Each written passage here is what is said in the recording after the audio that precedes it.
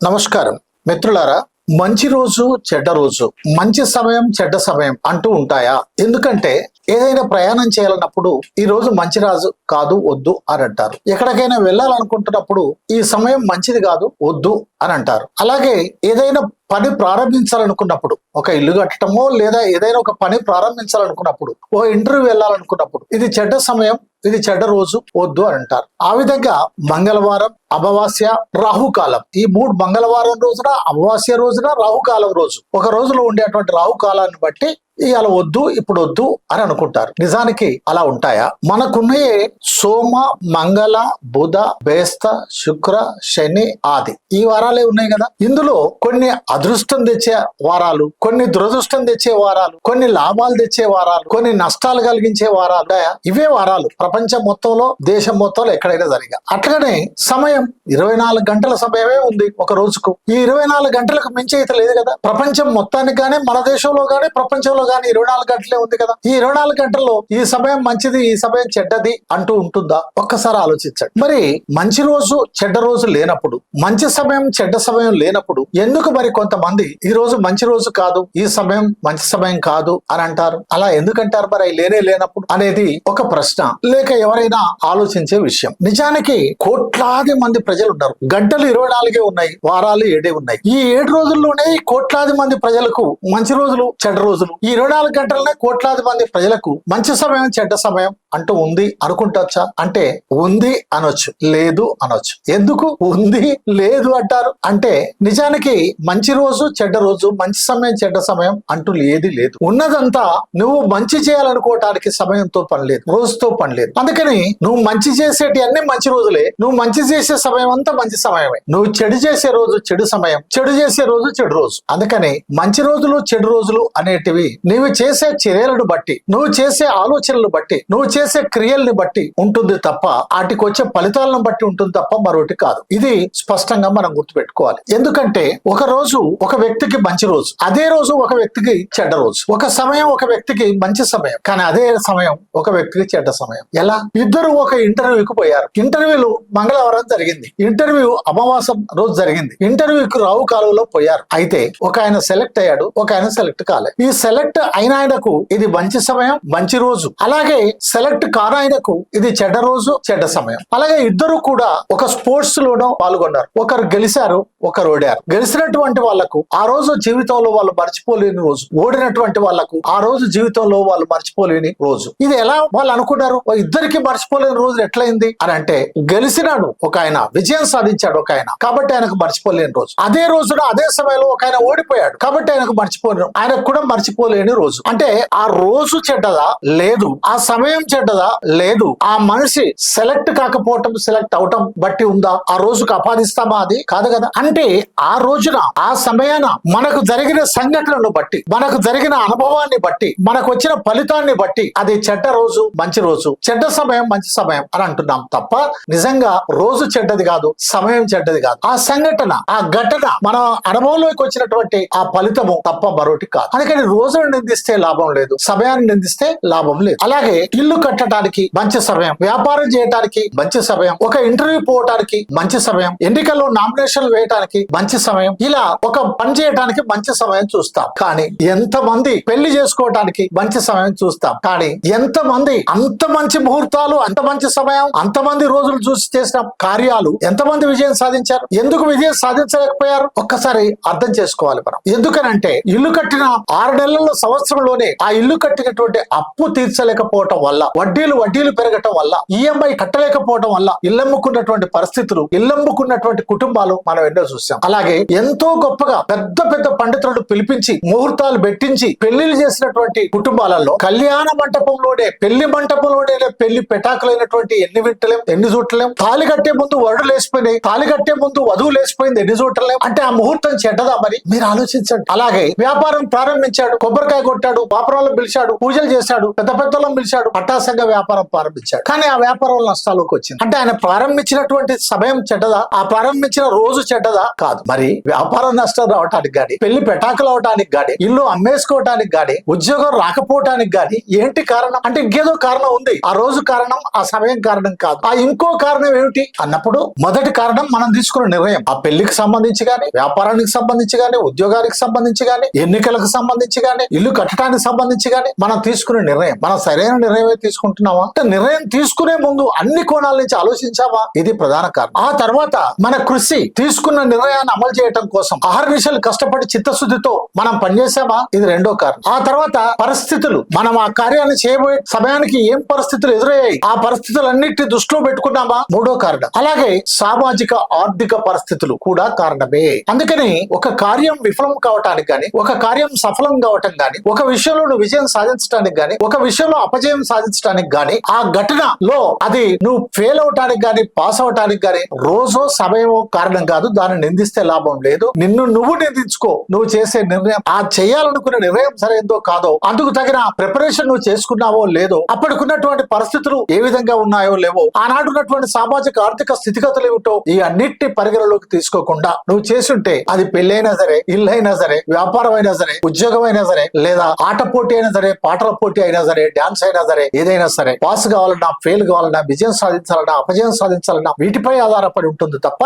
రోజుల పైన గాని లేక సమయం పైన కానీ కాదు. అయితే ఇదంతా నేను ఎందుకు చెప్తున్నా అనుకుంటాను మీరు? నిజానికి నేను అనుభవిస్తున్నా. నేను చెప్పేటి అంతా నేను అనుభవిస్తున్నా. చాలా వరకు నా అనుభవంలో వస్తున్నటువంటి వాటిని గాని, అది నా బంధువుల నుంచి గాని, నా కుటుంబ సభ్యుల నుంచి గాని, లేక సమాజం నుంచి గాని, నేను చూస్తున్నటువంటి దాన్ని గాని, లేక వింటున్నటువంటి దాన్ని గాని, చదువుతున్నటువంటి దాంట్లో గాని వస్తున్నటువంటి విషయాలను దృష్టిలో ఉంచుకొని వాటిపైన మంచి చెడు తెలిసినటువంటి పెద్దవాళ్ళతో చర్చించి అవసరమైనటువంటి సమాచారాన్ని సేకరించి దాన్ని శాస్త్రీయంగా ఒక సరైన పద్ధతిలో ఒక హేతువాద దృష్టితో ఏ విధంగా చూడాలని ఆలోచించి మాత్రమే నేను నా అభిప్రాయాలు మీకు చెప్తున్నాను. ఏం జరిగిందంటే, మా బంధువు ఒకరు ఇంటికి రండి అని నేను అడిగాను. ఇప్పుడు రాము అని చెప్పారు. అయ్యో, నాకు ఆశ్చర్యం వేసింది. నేనంటే వాళ్ళకి అమితమైన ప్రేమ, వాళ్ళంటే నాకు అమితమైన ప్రేమ. అయినా రావన్నారు. ఎందుకు? ఆ రోజు మంచిది కాదట, ఆ సమయం మంచిది కాదట, అందుకని రారట. ఇది విషయం. నాకు తర్వాత అర్థమైంది. అట్లా పోవద్దట. ఇది విషయం. నాకు ఆశ్చర్యం వేసింది, ఇది ఎట్లది అని. నేను ఇది విషయాన్ని అడిగితే, నీవు నమ్మవు గాని కొన్ని వేల సంవత్సరాల నుంచి ఇలాంటి నమ్మకాలు ఉన్నాయి. నీలాంటి వాళ్ళు నమ్మకపోయినంత మాత్రాన ఆ నమ్మకాలు నిజం కాకుండా పోతాయా అని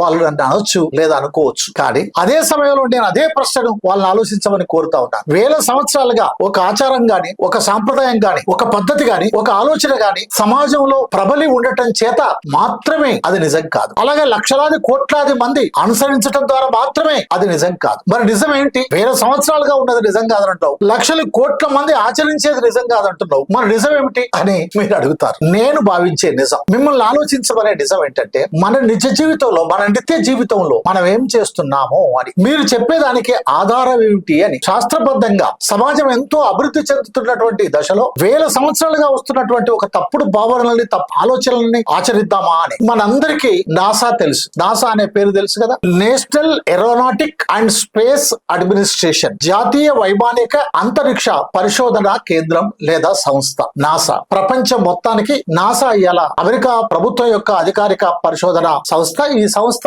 ఏదైతే అప్రూవ్ చేస్తుందో అది నిజంగా నమ్ముతున్నారు, అది నిజమని అంటున్నారు. అయితే ఆ సంస్థ ఏం చెప్తుందంటే, జ్యోతిష్యం అనేది తప్పు, రాత అనేది తప్పు, మంచి రోజు అనేది తప్పు, చెడ్డ రోజు అనేది తప్పు, మంచి కాలం తప్పు, చెడ్డ కాలం తప్పు. ఏదైనా సరే మీరు చేసే దానిపైన వచ్చే ఫలితాల పైన ఆధారపడి ఉంటుంది తప్ప రోజు పైన, సమయం పైన కాదు అనేది అది చాలా స్పష్టంగా చెప్తా ఉంది. అలాగే గ్రహాలు ఉన్నాయి. సూర్యుడు ఒక గ్రహం, చంద్రుడు ఒక గ్రహం, భూమి ఒక గ్రహం, ఇలా గ్రహాలు ఉన్నాయి. అలాగే నక్షత్రాలు కూడా ఉన్నాయి అని అంతరిక్ష శాస్త్రం, ఖగోళ శాస్త్రం ఉంది వాటిని అధ్యయనం చేయడానికి. అంతే తప్ప వాటిని ఆధారం చేసుకొని అమావాస్య రోజు మంచిది కాదు అని. దీనికి ఉదాహరణ చెప్తాను. అమావాస్య చెడ్డ రోజు అని అంటే, సిపిఐ పార్టీ ఆల్ ఇండియా అఖిల భారత కార్యదర్శి, ఆల్ ఇండియా కార్యదర్శి సెక్రటరీ కాబట్టి సురవరం సుధాకర్ రెడ్డి గారు 1998లో 2004లో నల్గొండ పార్లమెంట్ నియోజకవర్గం నుండి పార్లమెంట్ సభ్యుడిగా ఎన్నికయ్యాడు. ఒక ఎన్నిక సందర్భంగా అమావాస్య రోజు ఆయన నామినేషన్ వేశాడు. ఈ రెండు ఎన్నికల్లో ఆయన గెలిచాడు. అమావాస్య రోజు వేసినటువంటి నామినేషన్ రోజు కూడా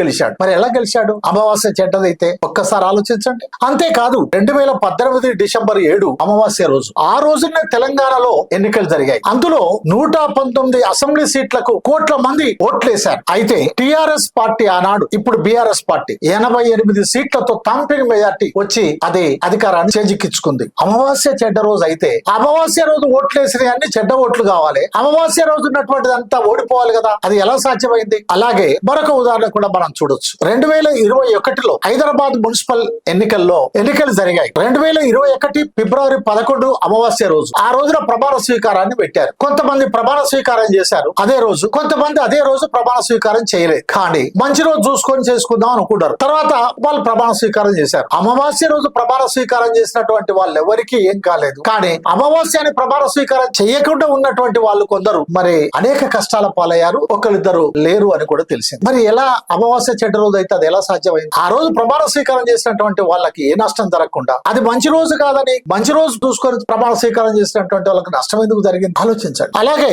2022లో ఉత్తరప్రదేశ్ లో కూడా అమావాస్య రోజు ఇలాగనే ఎన్నికల్లో జరిగింది. మరి ఆ రోజు నామినేషన్ ఇచ్చిన వాళ్ళందరూ గెలిచినారు, ఓడిన వాళ్ళు ఆ రోజు నామినేషన్ ఇచ్చిన వాళ్ళు కొందరు గెలిచిరు, కొందరు ఓడిపోయారు. ఓడిపోయిన వాళ్ళకి ఆ రోజు చెడ్డ రోజు, గెలిచిన వాళ్ళకి ఆ రోజు మంచి రోజు, ఒకే రోజు అమావాస్య రోజే. ఇట్లాంటి అనేక ఉదాహరణలు చెప్పొచ్చు. అలాగనే రాహుకాలం కూడా ఎవరు పుట్టరా, అమావాస్య రోజు ఎవరు పుట్టరా, మంగళవారం ఎవరు పుట్టరా, ఈ చెడ్డ రోజులను భావించే రోజులలో ఎవరు పుట్టరా మరి ఆలోచించండి. మరి మనుషులు ఇలాంటి వాటిని ఎందుకు నమ్ముతారు? ఎందుకంటే ఒకటి, వేల సంవత్సరాలుగా మూఢనమ్మకాలు లేక ఒక ఆచారం పేరుతో సమాజంలో ఏర్పడినటువంటి ఒక పద్ధతి నరనరాల జీర్ణించకపోయి ఉండటం చేత మానసికానికి సంబంధించినటువంటి విషయం. అందుకని ఏంటంటే ఒకవైపు దవాఖానలో చేయించుకుంటారు వైద్యం, మరొక వైపు దేవునికి కూడా మొక్కుతుంటారు. దవాఖానలో ప్రసవం అవుతారు, దవాఖాన నుంచి బయటకు వస్తున్నప్పుడు కొబ్బరికాయ కొట్టి దేవునికి మొక్కి బిడ్డను తీసుకొని వస్తారు. ఇట్లా రకరకాల అనేక ఉదాహరణలు చెప్పొచ్చు. ఇవన్నీ కూడా చాలా ఫన్నీగా ఉంటాయి, విచిత్రంగా ఉంటాయి. ఇది ఆయా వ్యక్తుల యొక్క మానసిక ఆలోచనకు లేక మానసిక స్థితికి సంబంధించినటువంటి విషయం తప్ప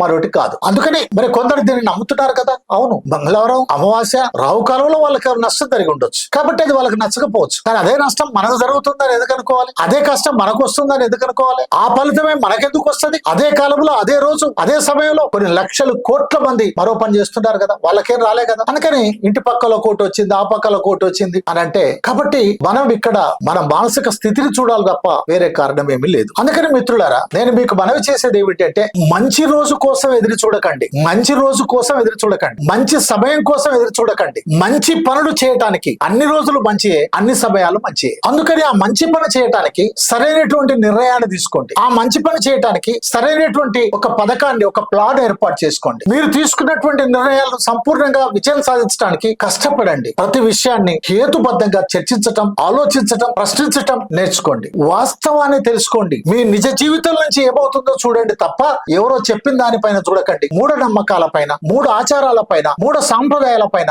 ఆధారపడకండి. శాస్త్రీయ ఆలోచనను నమ్మండి. మన జీవితాన్ని రోజులు నిర్ణయించాయి, మన జీవితాన్ని సమయం నిర్ణయించదు, మన జీవితాన్ని గ్రహాలు నిర్ణయించాయి, మన జీవితాన్ని అమావాసో రాహుకాలమో నిర్ణయించదు. మన జీవితాన్ని మనమే నిర్ణయించుకుంటాం. మన ఆలోచన, మన ఆచరణ, అంతే సింపుల్. కాబట్టి ఒక రోజు చెడ్డదని భయపడే కంటే ఆ చెడ్డ రోజున మంచి పని ఎలా చేయాలని ఆలోచించండి. ఆ రోజు చెడ్డ రోజుని ఏ పని చేయకుండా భయపడే కంటే దాన్ని మంచి రోజు ఎలా చేయాలని ప్రయత్నించండి. వాళ్ళకి చెడ్డ రోజు అనుకుంటున్నారు, మీకెందుకు చెడ్డ రోజు అవుతుంది? అలాగే ఒక సమయం చెడ్డ సమయం అయితే ఆ సమయాన్ని వృధా చేస్తే మళ్ళీ తిరిగి రాదు. సమయం చాలా విలువైంది, కాలం చాలా విలువైంది. కాబట్టి ఆ చెడ్డ సమయం మీరు అనుకునేటువంటి ఆ చెడ్డ సమయంలో మంచిని ఏం చేయాలనో ఆలోచించండి. ఆ సమయాన్ని ఎట్లా సద్వినియోగం చేసుకోవాలనో ఆలోచించండి. చివరిగా ఒకటి మీకు విజ్ఞప్తి, కాలం మనకు అదృష్టాన్ని ఇవ్వదు, రోజు మనకు అదృష్టాన్ని ఇవ్వదు. అసలు అదృష్టం అనేదే లేదు. కాబట్టి ఒక రోజో, ఒక సమయమో, ఒక ఫలితాన్ని, ఒక విజయాన్ని, ఒక మంచిని అందించదు. కాబట్టి కాలాన్ని మనం ఎలా సద్వినియోగం చేసుకుంటాం, పరిస్థితులను మనం ఎలా సద్వినియోగం చేసుకుంటాం, ఎలాంటి నిర్ణయాలు తీసుకుంటాం, ప్రకృతి పైన, సమాజం పైన ఏ విధంగా నమ్మకాలు ఉంచి వాటిపైన ఆధారపడి పరిస్థితులను మనం అనుకూలంగా మలుచుకుంటాం అనే దానిపై ఆధారపడే మన విజయం, అపజయం ఉంటుంది. మన మంచి, చెడు ఉంటుంది తప్ప రోజును బట్టి ఇంకో దాన్ని బట్టి కాదు. కాబట్టి అందరిని ఆలోచించమని కోరుతా ఉన్నాను. మన జీవితాన్ని మార్చేది రోజు కాదు, మన జీవితాన్ని మార్చేది కాలం కాదు, మన జీవితాన్ని మార్చేది మనమే. శాస్త్రీయ ఆలోచనను పెంపొందించుకుందాం, మూఢ నమ్మకాలను తిరస్కరిద్దాం, అభివృద్ధి సమాజం కోసం ఆలోచిద్దాం. అందరూ ఆలోచించాలని కోరుకుంటూ చూస్తూనే ఉండండి బొజ్జ భిక్షమయ్య యూట్యూబ్ ఛానల్. సబ్స్క్రైబ్ చేయండి, షేర్ చేయండి, లైక్ చేయండి. Thank you very much.